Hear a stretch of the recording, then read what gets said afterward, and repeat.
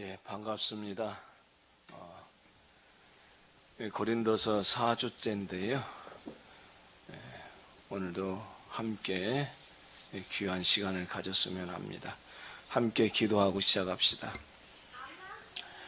사랑의 아버지 하나님, 고맙고 감사합니다. 주어진 시간들 속에서 하나님과의 교감의 시간을 나눈다는 것이 참으로 두렵고 떨림의 시간임을 다시 한번 고백하며 오늘도 하나님의 인도하신 가운데 우리가 복된 시간을 갖기를 원합니다. 아버지 하나님, 끊임없이 흔들린 우리의 마음을 붙잡아 주시어서 오늘 이 시간 하나님의 말씀과 교훈 속에서 우리의 살 길을 찾게 하옵소서. 감사하옵고 예수 그리스도의 이름으로 기도하옵나이다. 아멘.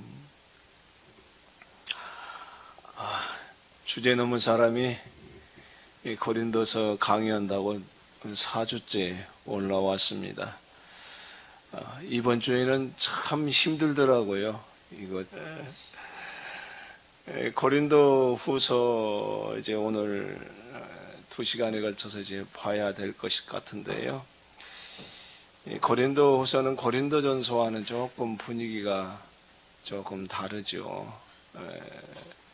다른 이유가 이 고린도 후서를 이해하는 데 있어서 좀 몇 가지 전제해야 될 것이 있습니다. 첫 번째는 이 고린도 후서에는 구체적으로 우리 같은 사람이 구체적으로 일반 성도들이 살피기는 좀 어려운 부분이 무엇이냐면은 여러 개의 서신이 합쳐져 있다는 부분이에요. 그걸 구태여 이제 구분할 필요는 없습니다만은 그러나 성경을 좀 더 밝히 이해하기 위해서는 이 적어도 고린도후서가 한 권의 서신이 한 편의 서신이 아니라 적어도 3편 이상의 서신이 편지가 합쳐져 있다는 것을 좀 염두에 두고 읽었으면 좋겠고요. 왜냐하면은 고린도후서를 읽다 보면 이 문맥이 이어지지 않는 끊어지는 부분이 보입니다. 그래서 그런 부분들은 이런 이유 때문에 연유 때문에 그렇다는 것을 염두에 두시고 읽어보시면 좋을 것 같습니다. 또 한 가지는 우리가 고린도후서를 읽을 때 살펴볼 것은 이게 여러 서신이 이제 합쳐져 있다 보니까 고린도후서를 이해하는 정황이 좀 다르다는 겁니다. 바울이 적어도 고린도 교회를 2번을 방문을 했고 4편의 학자들에 의하면 4편의 서신을 보냈다고 보는데요.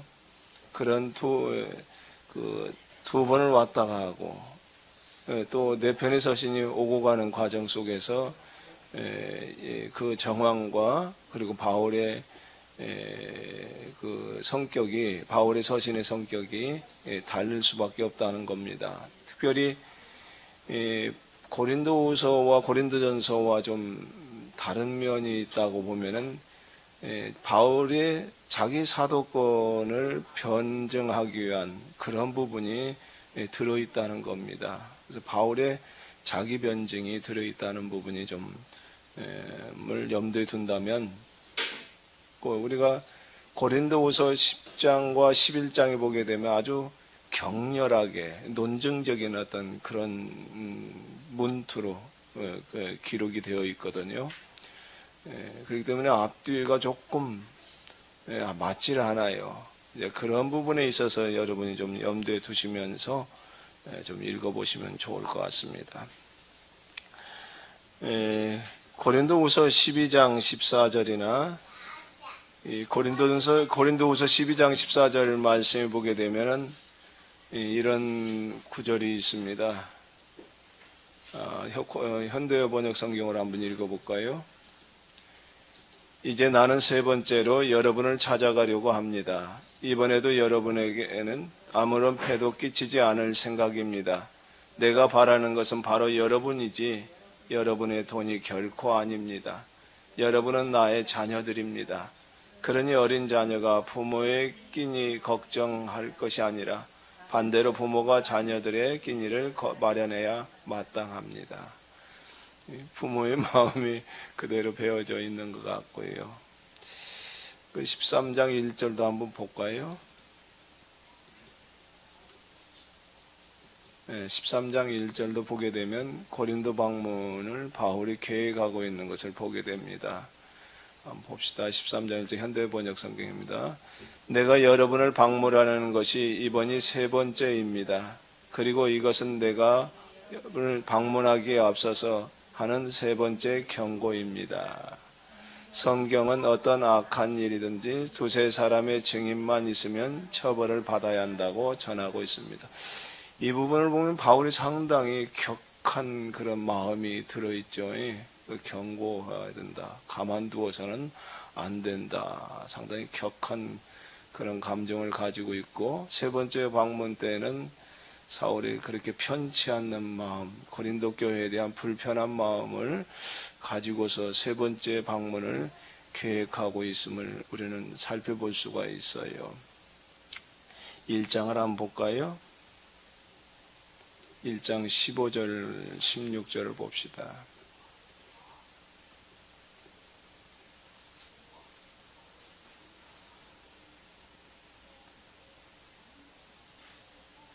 (15절) 한번 볼까요? 현대번역 성경 15절만 그냥 되어 있네요. 15절만 한번 봅시다. 여러분이 나를 이해하고 신뢰한다는 확신이 섰기 때문에 나는 마게도냐로 가는 도중에 먼저 고린도에 들려 여러분을 만나고 또 돌아오는 길에도 고린도에 들릴 계획을 세웠습니다. 그렇게 되면 여러분은 복을 배나 받게 되고 나는 여러분의 도움으로 유대로 갈 수 있으리라 생각하였습니다. 17절 볼까요? 그런데 왜 계획을 바꿨느냐고 여러분은 물을 것입니다. 내가 아직 확고한 결정을 하지 않았기 때문이겠습니까? 그렇지 않으면 나도 이 세상 사람들과 마찬가지로 사실은 아니오라는 뜻으로 예라고 한 것이겠습니까? 근데 상당히 격한 감정과 불편한 마음을 가지고 고린도 교회를 세 번째 방문하라는 계획을 가지고 있었지만은 어떤 연유에서인지 그 계획을 바꿨다는 겁니다. 그런 것은 이제 바울의 표현에 하면 고린도 교회의 교인들을 배려하는 마음으로 내가 가게 되면은 많이 불편할 것이기 때문에 내가 지금 보류한다. 그래서 에베소에 머물러 있는 바울의 모습을 보게 됩니다. 아마도 이런 과정 속에서 바울이 한편의 서신을 보내지 않았겠는가 그런 생각이 듭니다. 고린도 전후서를 살펴볼 때 디도편에 의해서 세 번째 바울의 편지를 보냈던 것을 추측할 수 있는데, 이 편지는 상당히 논쟁적이고 그리고 격렬한 편지가 아니었겠는가 그런 생각이 듭니다. 바울이 이제 디도편에 이런 격렬한 편지를 보내고 난 다음에 마음이 불편해요. 불안합니다. 이 편지가 너무 강한 그런 논쟁적인 그런 성격을 띠고 있기 때문에 오히려 고린도 교회 문제를 해결하는 것이 아니라 오히려 고린도 교회 분쟁을 더 악화시키는 거 아닌가, 그런 마음이 바울의 아마 심중에 들었던 것 같아요. 그래서 에베소에서 바쁜 사역을 하는 가운데서도 견딜 수 없어서 이제 고린도 교회를 이제 방문하려고 길을 떠납니다. 그래서 두로아에서 떠나서 이제 마게도냐에 이제 도착을 했는데 마침 거기서 디도를 만나요. 디도를 만나서 고린도 교회 문제가 잘 해결되었다는 겁니다. 그래서 바울이 너무 기쁘고 기쁜 마음을 가지고 이제 소위 이제 화해의 서신을 이제 고린도 교회에 이제 보내는 것이죠. 그래서 이제 우리가 고린도서 후서를 보게 되면 굉장히 논쟁적인 부분도 나오고요. 또 화해의 제스처를 또 하는 마음도 나오고요. 바울의 기쁜 마음에 참으로 참 기쁨도 굉장히 격한 그런 기쁨을 표현하는 그런 부분들이 나와 있습니다. 이제 그러다 보니까 이 고린도후서를 쭉 읽어보게 되면은 주된 주제가 핵심적인 주제가 뭐냐면은 바울의 변증입니다. 특히 이제 바울의 사도권에 대한 그런 변증이 나와 있어요. 그래서 크게 고린도후서의 구조를 보게 되면은 바울의 자기 변명 1장 12절부터 7장 4절까지 이어집니다. 아주 길게 표현되어 길게 기록되어 있고요. 그리고 7장 5절로 16절에 이게 단절된 부분인데 화해하는 그런 부분이 나와 있고요. 그리고 8장 사도에 대한 변증이 1장 12절에서 7장 4절에서 길게 나와 있고요. 거의 7장, 6장을 할애하고 있고요.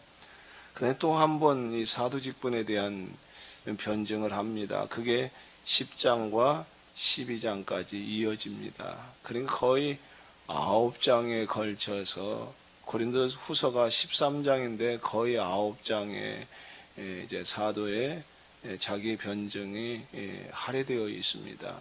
고린도 후서의 얘기는 사도권, 사도의 직을 어떻게 누가 사도인가, 이 사도의 직무를 어떻게 수행해야 될 것인가, 어떤 사람이 진정한 사도인가를 얘기하고 있고요. 이제 거기에서 이제 고린도후서에 아주 중요한 대목이 있는데 8장과 9장에 걸쳐서 2장에 걸쳐서 예루살렘 교회를 위한 헌금과 이 헌금에 대한 그런 이해를 기록하고 있습니다. 그래서 오늘 저는 강의를 진행할 때 바울의 사도권에 대한 누가 사도인가, 진정한 사도인가, 자기를 변증하는 이 부분 한 파트하고요. 그리고 이제 헌금에 대한 자세, 봉사 디아코니아라고 해서 이제 봉사 섬김의 자세와 정신이 무엇인가에 대해서 얘기를 이 두 파트로 나누어서 이야기를 해보고자 합니다. 먼저 고린도 교회가 바울의 이제 사도권의 문제로 이제 크게 논란이 되어 있었는데요. 고린도 교회의 일부가 바울이 사도가 아니라고 주장하는 사람들이 있었고 여기에 동조하는 사람들이 고린도 교회에 있었던 거예요. 그러면 고린도 교회가 바울이 사도가 아니라고 비방하는 원인이 무엇이었을까? 이걸 먼저 살펴보아야 할 것 같아요. 이건 10장과 11장에 걸쳐서 이야기하고 있는데 상당히 논쟁적인 어투로 격렬하게 그렇게 표현되어 있습니다. 이들이 바울을 비방하는 그 사도가 아니라는 어떤 비방하는 그런 이유가 한 3가지 정도로 볼 수가 있겠는데요. 첫 번째가 바울의 태도입니다. 이 10장 1절로 6절 말씀에 보게 되면은 한번 1절만 읽어볼까요? 10장 1절 현대의 번역 성경으로 읽어봅시다. 여러분에게 드릴 부탁이 있습니다. 나 바울은 그리스도를 본받아 겸손하게 여러분에게 부탁합니다. 아직도 여러분 가운데 바울은 멀리 떨어져서 편지를 쓸 때는 아주 담대한 것 같지만 가까이 와서는 말도 제대로 못하는 겁쟁이야 하고 말하는 사람이 있다는 것을 알 수 있습니다. 너무 노골적이에요. 그죠?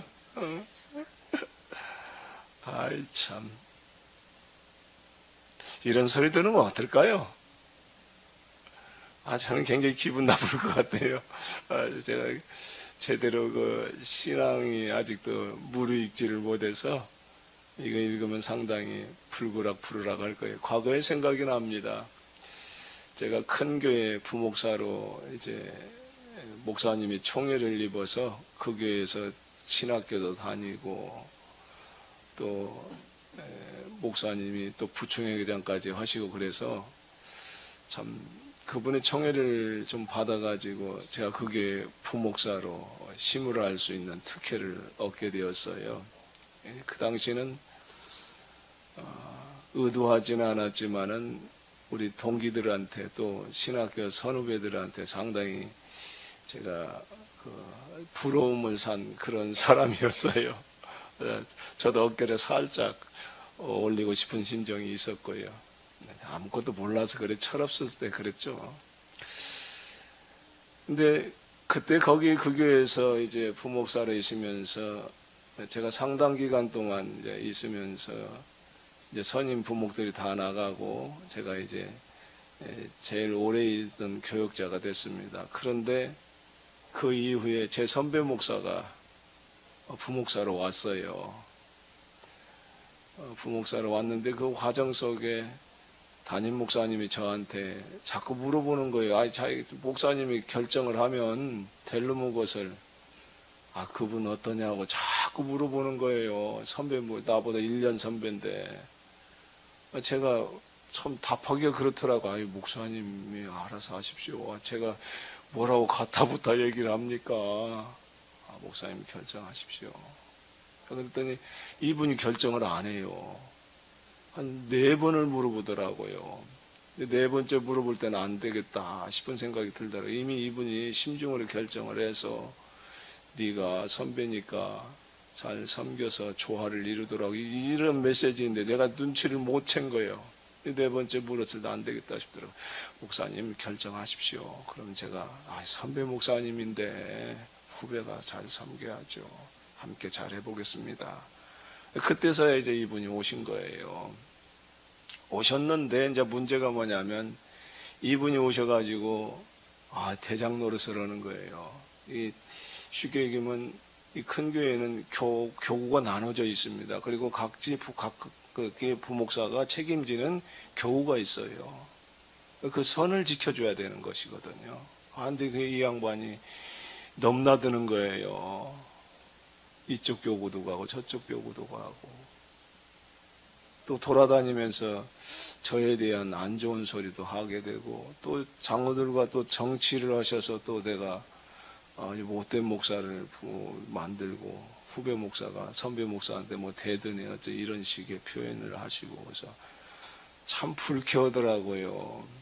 근데 어떤 일이 있어서 이분이 어떤 저를 모함하는 그것이 이제 어떤 평신도한테 이게 귀에 들어가서 저한테 전달이 됐어요. 기분이 좋겠어요? 썩 안 좋죠. 제가 굉장히 어리석었죠. 세상 물정을 모르고 또 신앙 안에서 가져야 될 그런 자세가나 태도가 무엇인가를 잘 모르던 그런 철모른 그런 때 얘기인데 제가 가서 얘기를 했어요. 그 목사님한테, 선배 목사님한테. 이래 하셨다면서요? 어찌 그럴 수가 있습니까? 했더니 어떤 사람이 그러더냐고. 태조하자고. 태조하자. 3자 대면을 하자고. 얼마나 어리석어요. 참 죽을 짓을 제가 한 거죠. 3자 대면이 될 수가 없는 거죠. 그 사람만 입장 난처해져 버리는 거죠.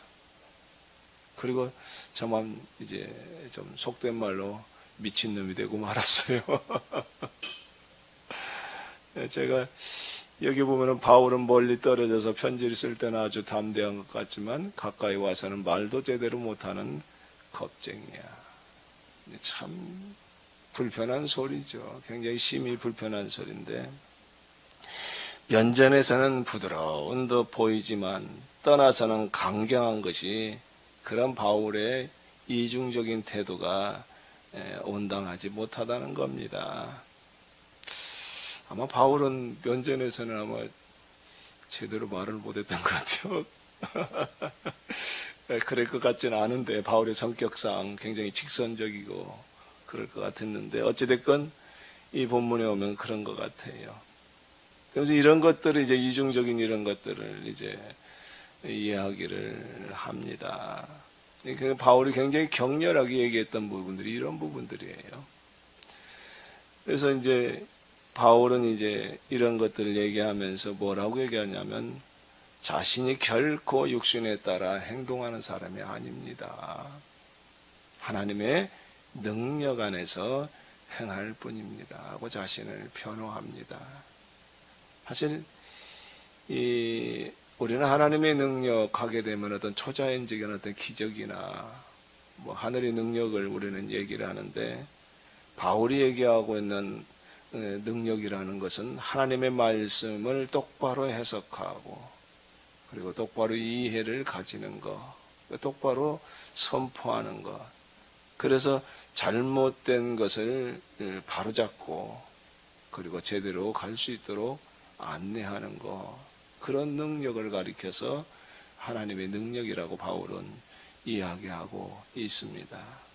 그래서 바울을 비방하는 사람, 사도가 아니라고 비방했던 사람들은 바울의 이중적인 태도를 가리켜서 그랬던 것 같고, 두 번째는 참 치졸해요. 참 이거 보면 오늘도 마찬가지인 것 같아. 바울의 외모를 가지고 또 이게 딴지를 걸어요. 이게 참. 이명욱 집사님, 외모 잘 보죠? 외모 중요하죠. 중요합니다. 참 저는 가끔 저 자신의 거울 보기가 제가 힘들어요. 저는 거울을 잘 안 봐요. 어쩔 수 없이 오늘 아침에도 올 때 어쩔 수 없이 이제 아무렇게나 갈 수는 없으니까 이제 거울을 보고 이제 옷매무새를 담고 이제 머리를 빗고 그랬는데, 저 자신에 대한 어떤 자신감이 없어요. 자존감이 낮아서 그런가 봐. 그래서 그런데 이게 참 고린도후서를 읽으면서 참, 만약에 이렇게 저한테 해주면 저는 그냥 고개를 쏙 쳐박고 아마 그 쥐구멍 속에 들어갈 것 같아. 그래, 맞다. 맞다. 그럴 것 같아. 바울의 외모가 참 볼품이 없고, 7절 말씀 한번 볼까요?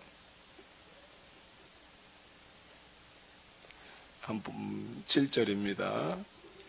문제는 여러분이 겉만 보고서 나를 연약하고 무력한 인간이라고 생각하는 데 있습니다. 누구든 내게 그리스도의 능력과 권위를 보여달라고 요구해 보십시오. 얼마든지 보여줄 수 있습니다. 참 대단한 자부심이야. 긍지를 갖고 있고, 참 나는 못해요 이렇게. 저는 지금 목회 한 5년 정도 됐는데, 참 하나님은 나를 무엇 때문에 목사를 만들어 놓으셨을까? 그런 물음을 지금도 제가 묻습니다. 그래서 가끔 또 그래요. 내가 하나님은 왜 나를 목사를 만들었다고 묻느냐? 혹시 네가 자천해서 목사가 된 건 아니냐? 어떤 이유 때문에, 혹시 네 내면의 어떤 목적 때문에 목사가 된 건 아니냐? 그런 반문이 생겨요. 이 두 가지 질문 속에서 저는 항상 고민을 하고, 그래서 더더욱 좀 그런 것 같아요. 굉장히 그러다 보니까 더더욱 굉장히 뭐라고 표현해야 될까? 좋게 얘기하면 예민하게 매사에 생각을 좀 많이 했던 것 같아요.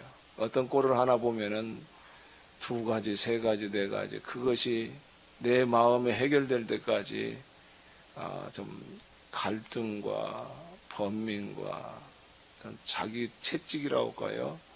그런 것들을 굉장히 많이 휘둘러댔던 것 같은데, 그래서 누가 저 자신의 어떤 흠이나 단점에서 얘기하면은 그냥 콕 죽어요. 그래, 맞다. 콕 죽어요. 지금도 주일날이면 이제 강대상에 예배인도 하려고 올라가려고 하면 정말 거짓말 하나 못하고 꼭 뭐랄까 소가 도살장 끌려가는 그런 기분이에요. 17년 동안 분열로 점철되어 있던 교회에 있었던 그런 영향도 크리라 생각이 드는데, 참 굉장히 힘듭니다. 다리가 후들후들 걸리고요. 예배 마치고 나면은 다리가 굳어져 가지고 지금도 굉장히 힘들고 그러는데, 어찌됐건 바울은 좀 대단했던 것 같아. 그런 외모에 어떤 컴플렉스가 있었는지 어쩐지 바울은 없었던 것 같고요. 어찌됐건 그런 바울의 외모를 보고서 지적을 하고 또 말을 못한다고 비난하고, 그리고 바울과 비교해서 그들의 장점, 자기 자신들의 장점을 굉장히 얘기하고 그랬던 것 같아요. 12절인가요? 제가 확실히 모르겠는데 12절을 봅시다. 저만 잘났다고 떠들어대는 그런 사람들처럼 지금 내가 내 선전을 늘어놓고 있는 게 아닙니다. 그들은 자기들이 만나를 가지고 자기를 재고 한치도 안 되는 생각들을 서로 견주어 봅니다. 얼마나 어리석은 짓입니까? 자기들은 괜찮다는 겁니다. 잘났다는 거예요. 참. 그런데 바울은 이제 이 사람들과 이제 비교해서 자기의 장점을 얘기를 합니다. 자기가 개척한 교회에 와서 인간적인 자랑을 늘어놓는 사람들에게 맞서서 나는 오로지 주 안에서만 자랑한다.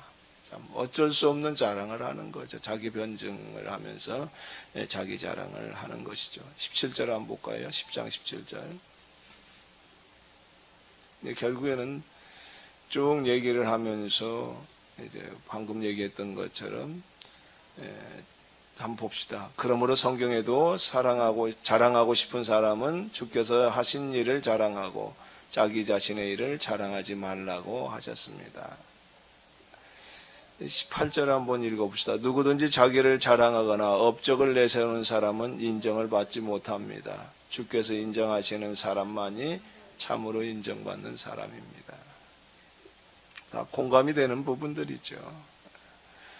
세 번째로 바울이 고린도 교회에서 비난을 받았던 사도가 아니라고 비난을 받았던 부분은 참 이건 오늘 저도 이 문제를 가지고 고민을 좀 많이 하는데요.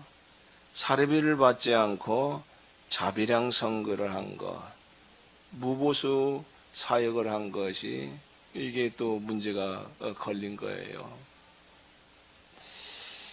11장에 이제 쭉 나와 있는데요. 고린도 선교를 할 때 바울은 우리가 잘 아는 것처럼 천막을 만들어서 생활비를 손수 벌었고요.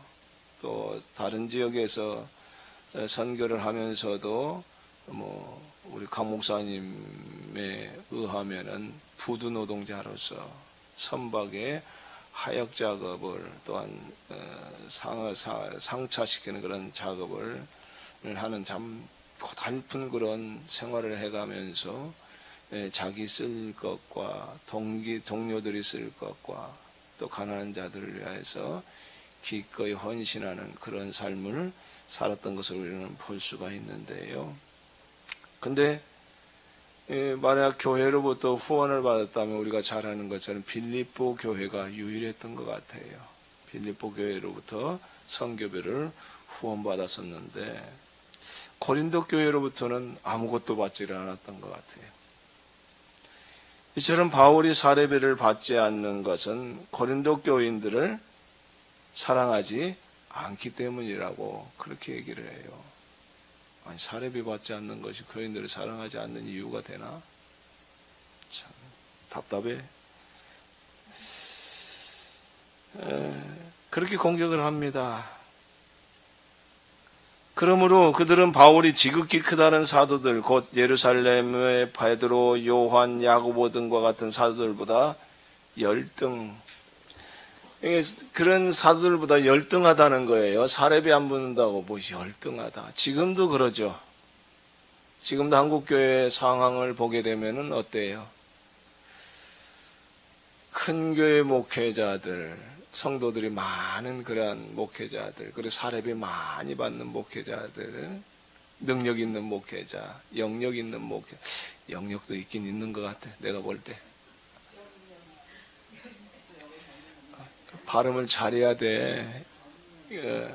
어찌됐건 그 큰 교회, 그 많은 성도들을 이렇게 이끌어 간다는 것은 보통 능력이 아니다 저는 생각이 들어요.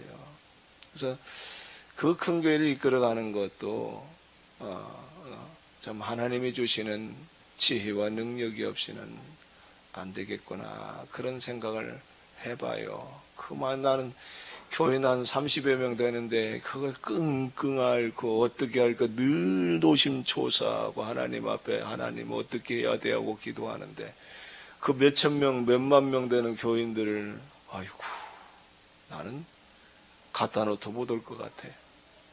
못 올 것 같아. 저는 초반기에 저 목회 초년기에 그 분열이 17년 동안 있었다고 하는 그 교회에 있으면서 초년 있을 때 어떤 분이 은사 받았다는 분이 저희 교회에 와서 이제 집회를 했는데 그분이 나한테 소원을 하나 얘기하라고 하더라고요. 참 이것도 철없을 때 하는 얘기예요. 그래서 저하고 친구 사이여서 이제 은사 받을 저 친구 사이여서 이제 뭐 무슨 얘기든지 할 수 있는 그런 사이였기 때문에 그런 소리도 했죠.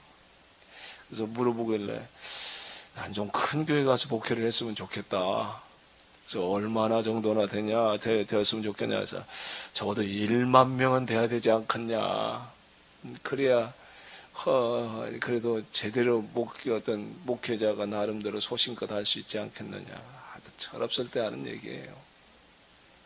1만 명 고사하고 단 한 명도 제대로 건사하지 못하게 생겼으니 뭐 그러면서 무슨 목회를 하겠다고 그랬는지 제가 지금도 생각하면 참 어리석기 짝이 없어요.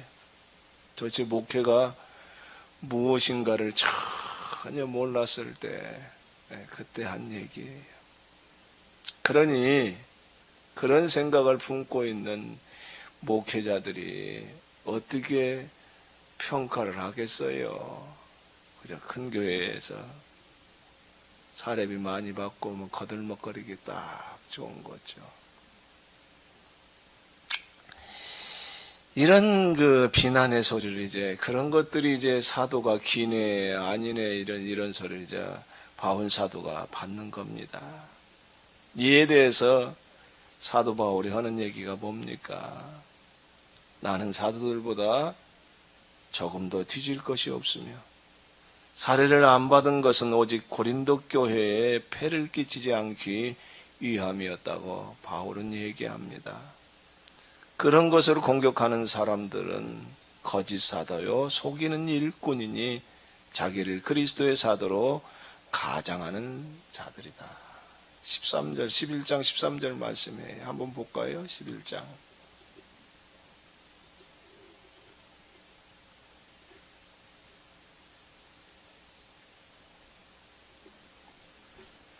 12절 바울은 이제 그런 이제 무보수 정말 노동을 하면서 자기가 노동을 하면서 모든 어떤 선교부에 충당을 하겠다 이제 쭉 얘기를 하면서 13절 하는 말이에요. 하나님께서는 그들을 보내신 일이 없습니다. 그들은 여러분을 속여서 자기들이 그리스도의 사도인 것처럼 행시하는 거짓 사도들입니다. 참 바울은 아주 직접되고 거짓 사도라고 얘기합니다. 참 아름다운 외모, 사례비를 얼마나 받느냐가 사도의 기준이 아니라 얼마나 자기를 희생하고 고난을 받느냐, 이것이 진정한 사도를 판정하는 기준이라고 사도 바울은 이제 쭉 10장과 11장에서 이제 얘기를 하고 있어요. 이런 바울의 태도, 이중적인 태도, 바울의 잘나지 못한 외모, 그리고 사례비를 받지 않고 오직 자비랑 선교를 통해서 일하고 있는 사역을 하고 있는 사도 바울의 사도권을 비방하는 고린도 교회를 향하여서 이렇게 얘기하고 있는 거죠. 그러면 이제 사도 바울은 그러면 어떻게 이런 것들을 대응하고 있는가? 다시 한번 반복되는 얘기가 되겠지만 사도 바울은 진정한 사도가 무엇이고 사도는 어떻게 사역을 해야 될 것인가를 이제 자기의 어떤 사역에 그동안 사역해왔던 그리고 고린도 교회에서 사역해왔던 그것들을 이제 고린도 교회 교인들에게 얘기를 합니다. 바울은 이런 사도권이 문제가 됐을 때에 나의 사도됨은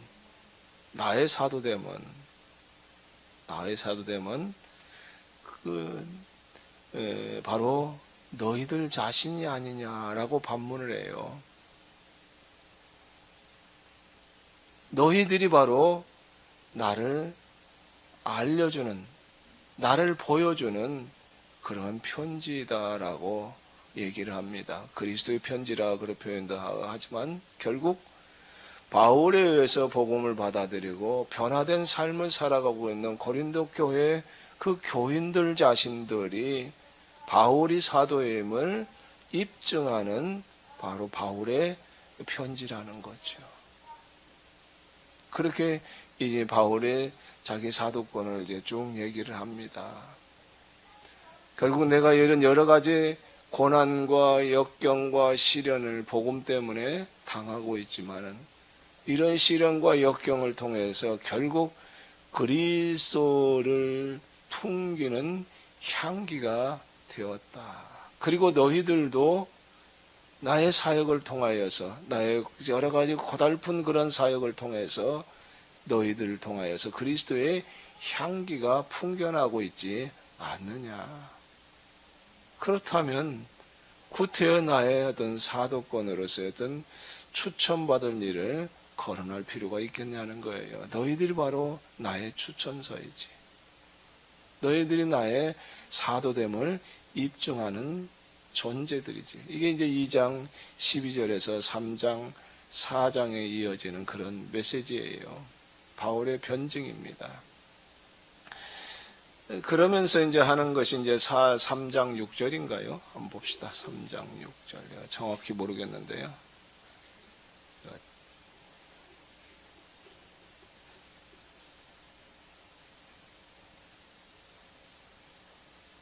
네, 3장 6절이네요. 새 언약 일꾼을 얘기를 해요. 한번 볼까요? 개역 성경으로 한번 봅시다. 개역 개정으로 한번 봅시다. 그가 또한 우리를 새 언약의 일꾼 되기에 만족하게 하셨으니 율법의 조문으로 하지 아니하고 오직 영으로 함이니 율법의 조문은 죽이는 것이요 영은 살리는 것이니라. 현대역을 한번 볼까요? 사람을 구원하는 새 계약에 대한 것을 전할 수 있도록 도와주시는 분은 하나님이십니다. 우리는 하나님의 율법을 전부 다 지켜야 한다. 그렇지 않으면 죽는다고 가르치지 않습니다. 오히려 우리는 성령께서 생명을 주신다고 가르치고 있습니다. 십계명을 지켜서 생명을 얻으려다가는 결국 죽음밖에 맞이할 것이 없지만 성령께서는 생명을 주십니다. 우리가 유명한 그런 구절이죠. 율법의 조문은 죽이는 것이요 영은 살리는 것이니라. 우리가 수없이 이 글을 읽었기 때문에 제가 여기에 대해서 토를 다는 것은 참 어불성설인 것 같아요. 어찌됐건 고린도 3장 4절에서 18절 말씀에 쭉 새 언약의 일꾼에 대해서 쭉 얘기를 하고 있습니다. 뭐죠? 이게 결론적으로 얘기하면 이제 새 언약의 일꾼으로 살아가는 이 일꾼이 하나님의 능력이라고 그렇게 얘기를 해요. 한번 봅시다. 제가 정확히 구절을 지금 모르겠는데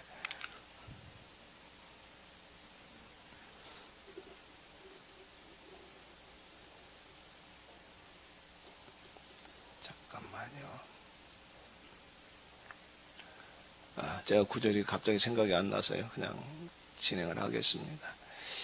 이 사도 바울은 이 새 언약의 일꾼으로서 역할을 다하는 것이 곧 하나님의 능력이라고 표현하는데요. 하나님의 능력이 무엇인가? 잘못된 신앙, 교만한 사상을 무너뜨리는 것. 그래서 하나님의 말씀을 똑바로 아는 것. 그것이 곧 하나님의 능력이라는 것을 얘기하고 있고요. 그것이 곧 그런 직분을 감당할 때에 하나님께 영광이 되지 않겠느냐라고 반문합니다. 고린도후서 3장 7절 8절의 말씀이에요. 그러니까 아까 서두에서 얘기했지만 하나님의 능력하면은 우리는 생각하기를 초자연적인 파워풀한 어떤 힘이라고 생각하기 쉬운데, 그런데 잘못된 마음과 생각, 사상을 바로잡는 것이 하나님의 능력이라는 것을 바울은 거듭거듭 강조하고 있는 거죠. 이게 바울이 생각하는 사도 바울의 사역의 복음 사역이라는 것은 사람들의 생각과 사상, 종교, 기타 등등을 바로잡는 일을 하는 것이 곧 복음 사역이라는 거예요. 모순을 잡아서 제대로 가도록 만들어주는 것이 바로 복음 사역임을 언급하고 있는 거죠. 그러니까 결국 그리스도께 순종한다는 것은 잘못된 마음, 생각, 사상을 바로잡아서 그리스도께 순종케 하는 것이라는 거예요. 바울은 이것을 위해서 그동안 노력해왔다는 거예요. 내가 사도라고 안 하는데 내 사도라는 증거는 이것을 위해서 내가 피나는 노력을 했다는 것, 그것이 곧 내가 사도임을 증명해 주고 있다는 겁니다. 그것이 뭐죠? 무보수예요. 첫째, 무보수. 11장 7절 말씀에 이런 말씀이 있습니다. 11장을 한번 볼까요?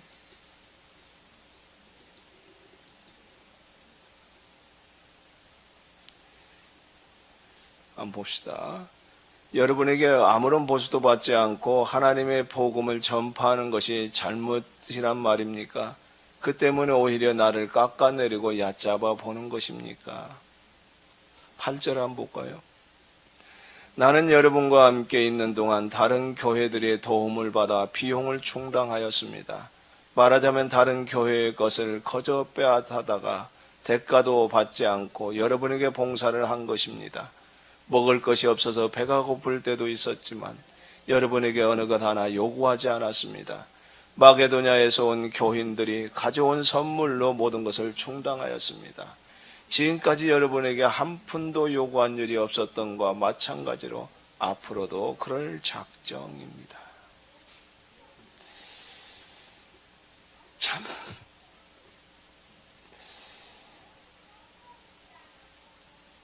예수님께서도 그런 말씀을 하셨죠. 거짓 선지자들을 얘기하시면서 겉으로는 천사처럼 양처럼 그렇게 행동하고 말하고 그렇게 처신을 하지만 속셈은 노력한 이리 새끼와 다를 바 없다. 새끼는 제가 붙인 거예요. 돈 욕심을 낸다는 겁니다. 사실 우리 주변에 있는 이단들을 보게 되면은 돈 안 밝히는 이단은 없는 것 같아. 거기 이단에 빠지게 되면 완전히 가정이 파괴되고 다 재산 날리고 폐가 망신하는 그런 모습들을 우리는 살펴볼 수 있는데요. 참 재산을 갈취하는 그런 행위들. 그러면서도 무슨 복음을 전한다고. 참 우리가 잘 아는 것처럼 구원파 1992년 10월 28일 예수님이 재림하신다고 나팔 준비하고 신호 준비하고 난리들 쳤는데 어떻게 됐어요? 다 거짓골 됐죠. 그런데 바울은 밥 한 끼 달라 한 적이 없다는 겁니다. 초기 디다케라고 초기 교회의 생활 규범이라고 할까요? 법규를 좀 16장에 걸쳐서 이렇게 기록되어 있는 아주 짤막한 그런 책이 있는데요. 거기에 보게 되면 이 거짓 선지자들을 삼가란 말이 거듭거듭 강조해서 나오고 있는데요.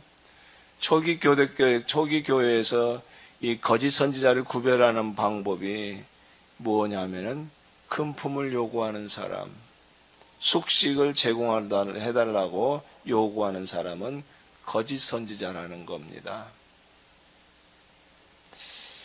그런데 사도 바울은 전혀 그런 것을 요구한 적이 없다는 거예요. 배가 고플 때도 있었지만 여러분이 어느 것 하나 요구하지 않았습니다. 나는 앞으로도 이렇게 행하겠습니다. 참 제 얼굴에 침뱉기인데요. 오늘날 저희 노회 안에서도 그래요. 저희 노회 이제 감리교로 말하면 이제 지방회라고 할 수 있는데요. 교회가 문제가 생겨서 이제 목회자를 나가라고 교인들이 요구를 합니다. 그럼 목회자가 쉽게 못 나가죠. 어떻게 쉽게 나갈 수 있겠어? 그러면은 이제 기한을 정합니다. 언제까지 나가 주셨으면 좋겠습니다. 정하는데 이게 쉬운 얘기인가요? 그게 목회지가 금방 생겨서 가면 몰라도 그게 쉽지 않아요. 그러면 이제 교회가 분란이 생깁니다. 이제 교인들과 목회자 이제 갈등이 생기는데 아주 안타까운 것은 늘 하는 소리가 뭐냐면은 결국에는 돈으로 해결된다는 겁니다. 결국에는 사람 환장할 일이에요. 아닌 게 아니라 매사에 갈등이 생길 때마다 마지막은 뭘로 해결되냐면 돈을 이제 얼마를 주어서 이제 목회자들을 내보내요. 참 이게 참 망할 노릇이 아니고 뭐겠어요. 어쩔 수 없는 상황이지만은 그게 어떤 문제 해결의 길이 되고 있으니 이게 문제인 것 같아요. 어떻게 하면 좀 교회 안에서 정말 명분 있게 정말 신앙적으로 합리적으로 좀 해결을 해보면 좋겠지만은 감정 싸움이 매번 되다 보니까 이 감정 싸움이 돼 결국에는 참 심지어는 그런 문제를 해결이 되지 못해가지고 이제 사회 법정 소송까지 이제 벌어지기도 하고 이제 그러는데 참 마음 아픈 일이에요. 참 어찌됐건 참 그런 부분들을 할 때 오늘 우리 목회자들이 이 교회 지도자들이 좀 이런 부분들은 좀 심각하게 좀 고민을 좀 해봐야 될 것 같아요. 이 바울의 얘기를 그냥 오늘 현실에 그대로 적용한다는 것은 무리가 있고 또 그렇게 해석해 나가는 어려움이 있습니다. 하지만은 그럼에도 불구하고 바울이 지금 사도직을 변증을 하면서 그 근본 마음의 정신과 자세는 무엇인가를 우리가 많이 좀 살펴보아야 할 것 같아요. 바울은 왜 그렇게 지금 그렇게 무보수 그렇게 노동 선교를 지금 하고 있는가? 12절이 그렇게 얘기하고 있어요. 나는 앞으로도 계속 이렇게 나가겠습니다. 그래서 우리와 같은 방법으로 하나님의 일을 하고 있다고 떠벌리고 다니는 자들의 입을 막을 작정입니다. 하나님의 일을 하고 있다고 떠벌리고 다니는 사람들의 입을 막을 작정입니다. 뭘로? 무보수로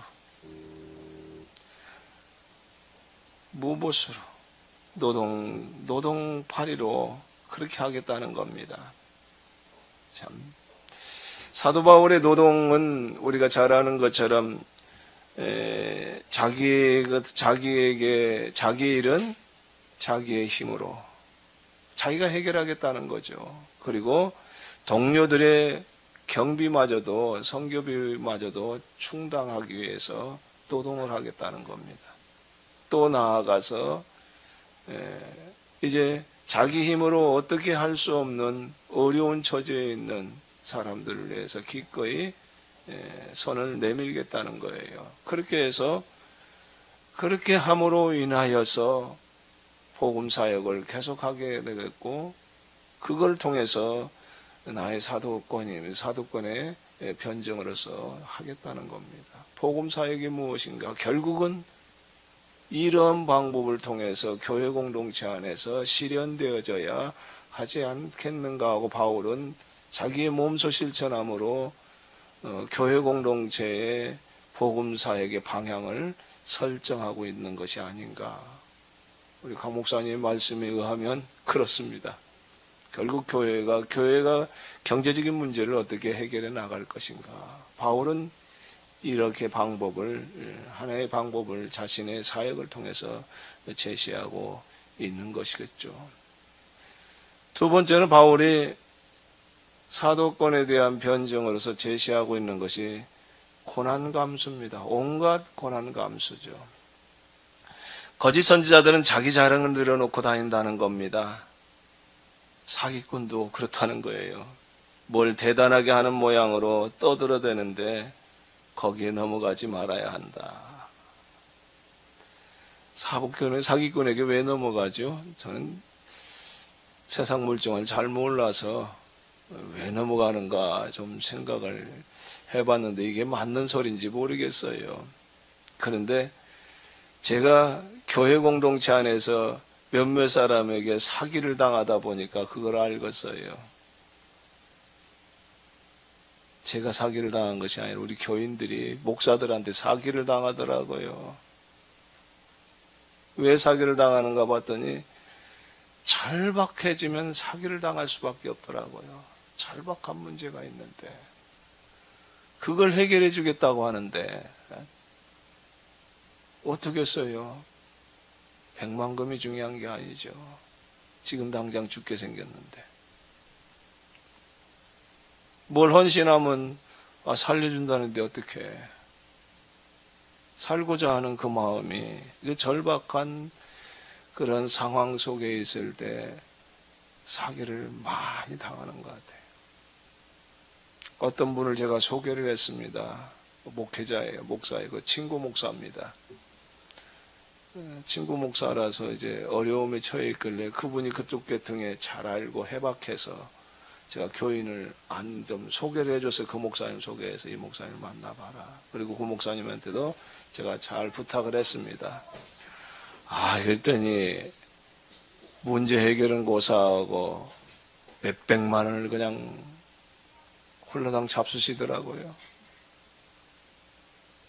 그리고 얘기도 안 해. 이쪽이 저쪽이 얘기를 안 해.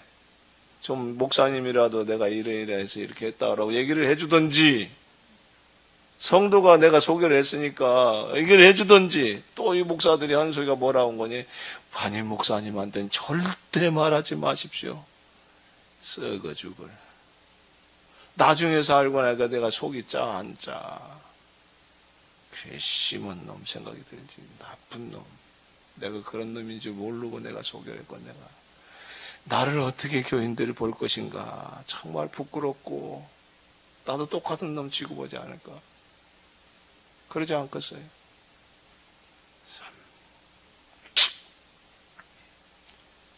또 사기꾼에게 당하는 얘기가 뭐냐면 일확천금. 그냥 일도 아니야 노동하지 수고도 하지 않고 그냥 일확천금을 얻고, 그렇지 않으면 그냥 부귀영화를 어떤 권자에 올라가서 천하를 호령하려는 그런 마음들, 욕심이죠, 욕심.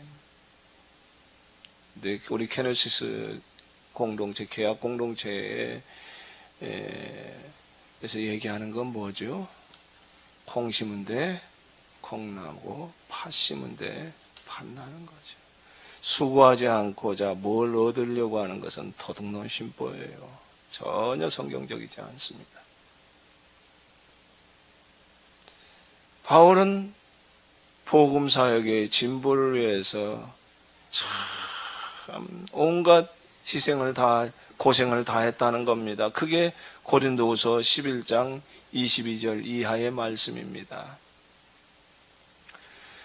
이렇게 나와 있어요. 배 타고 가다가 파선했다는 겁니다. 그것이 3번이나 됐다는 겁니다. 나중에 감옥에 갇혀서 갇히기도 하고 그런 어려움을 많이 당하는데요. 그런 얘기들을 좀 11장 22절에서 25절까지 쭉 이야기를 하고 있습니다. 우리는 파선당한 것이 한 번으로 알고 있는데 그것은 나중 얘기죠. 고린도서가 쓰여진 나중 이야기죠. 그러니까 그 이전에 선교하러 다니면서 복음 사역을 하러 다니면서 파선을 3번이나 당했다는 거예요. 얼마나 고초를 겪고 죽음의 위기를 순간순간 겪고 있는가를 우리는 살펴볼 수가 있는 것이지요. 바울은 자기 사도권의 변증을 하면서 이런 얘기를 하는 거예요. 그런 복음 사역을 위해서 정말 사도의 버금가는 그런 삶을 살기 위해서 그 사역을 위해서 죽음의 위기를 수십 번 넘겼다는 거죠.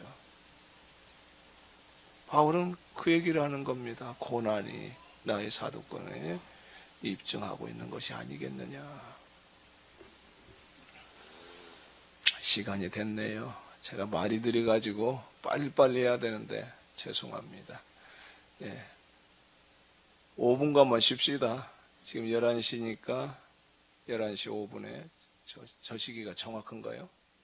11시 5분에 시작하도록 하겠습니다. 수고하셨습니다.